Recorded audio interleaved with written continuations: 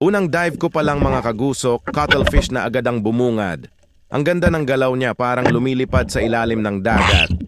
Nakakatuwa kasi hindi ko in-expect na ito agad ang makikita ko sa unang sisid.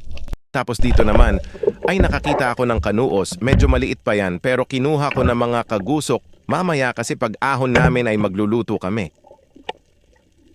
Tapos sunod ko namang pinana ay isdang paborito ko sa inihaw, lipstickan kong tawagin, na may scientific name na tibus. May nakita naman ako ditong gumagalang isang manetis. Malaki na yan mga kagusok, sakto na sa isang tao. Pero kung matakaw yung kakain, ay sigurado kulang yan. Medyo natagalan pa ako dyan sa ilalim, nag-stack kasi yung shaft ko sa corals. Pero nakuha ko din naman yan. Yan yung nakakapagod sa aming mga spero mga kagusok, ang ma-stack sa bato or sa mga corals ang shaft namin, lalo na kapag malalim yung sinisid namin, tapos biglang na-stack. Nako! Minsan delikado pa yan. Yung cuttlefish namang pinana ko ay nasa lalim na 5 di pa lang mga kagusok. Medyo low tide kasi niyan kagabi pag dive namin. Tapos itong lipstickan naman ay ayaw magpatusok sa akin. Sobrang siniksik ang sarili niya sa bato. Kala niya di ko siya makukuha, kaya tinakma ko na lang. Dito naman ay nakita ko itong isdang katambak na nakatambay sa gilid.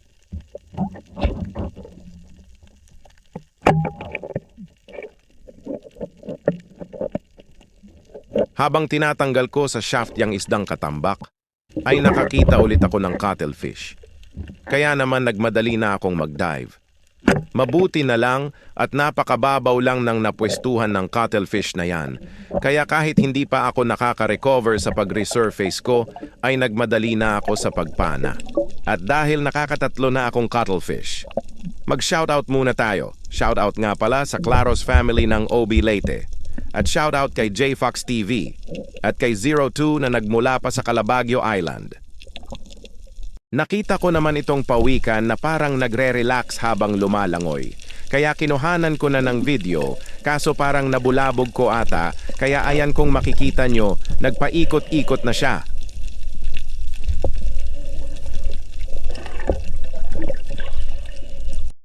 Nadaanan ko naman itong toros. O danggit sa ibang lugar, mag-isa pa lang mga kagusok.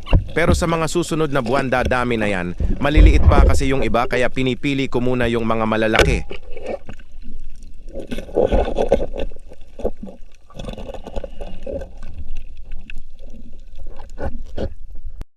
Tapos mga kagusok, may napansin akong maliit na pugita. Nakita ko siyang dahan-dahang gumagapang papunta sa isang butas sa bato. Kaya bago pa siya tuluyang makapasok, agad ko na siyang pinana. Sayang lang at hindi ko na nakuhaan ng video ang mismong pagkakataon na yon kasi sobrang bilis ng pangyayari. Pagkatapos naman naming mag-dive mga kagusok, ay nagluto kami ng ilan naming mga nahuli. 11 na po. Madaling araw na guys. Kakain kami, nagugutom kami. Ayan. Sinagayan mo. Ating tropa. Ito, ano? Hindi ko tak nakuha. Kita ko tak na. Guys, so, naluto na. Hindi na nabidyohan. Oh, ito na lang. Ito kasi si Otep, excited. Ay, kaya po naman ito. Quality.